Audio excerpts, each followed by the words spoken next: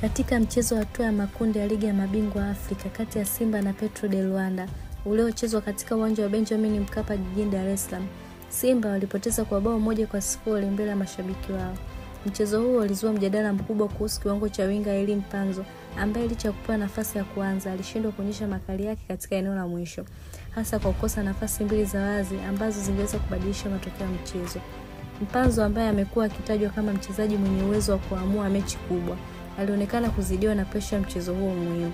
Katika dakika za mwanzo, alionyesha harakati za kawaida, akijaribu kupenya kupita pembeni na kutoa pasi za mwisho, lakini alikosa makali ya kumalizia. Nafasi ya kwanza wazi aliyoipata alipoteza kwa kupiga nje, na ya pili alikosa kwa kuchelewa kufanya maamuzi sahihi, hali iliyowavunja moyo mashabiki wao waliokuwa wakitarajia bao la mapema. Kiwango chake kilizua gumzo kwa sababu matarajio yao hayakuwa kama hivyo. Alikuwa amepewa nafasi ya kuongoza mashambulizi kutokea pembeni, lakini alishindwa kutimiza wajibu huo kwa ufasihi. Mabeki wa Petro de Luanda walionekana kumdhibiti kwa urahisi, wakimnyima nafasi za kupiga cross zenye madhara au kupenya kwa kasi kuelekea langoni kwao.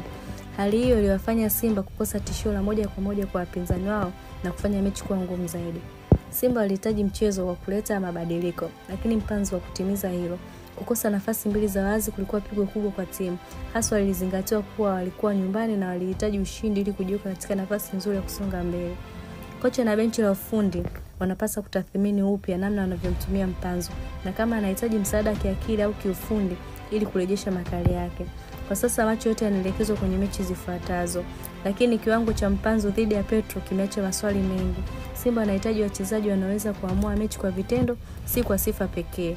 Ikiwa Mpanzu atarejea kwa hali mpya na umakini zaidi, anaweza kujirekebisha, ambapo taswira yake inaweza kusaidia Simba kufika mbele zaidi ya malengo yao na kimataifa. Anaweza pia kuchambua kila nafasi ambayo ataipata jinsi atakavyoshindwa kuitumia.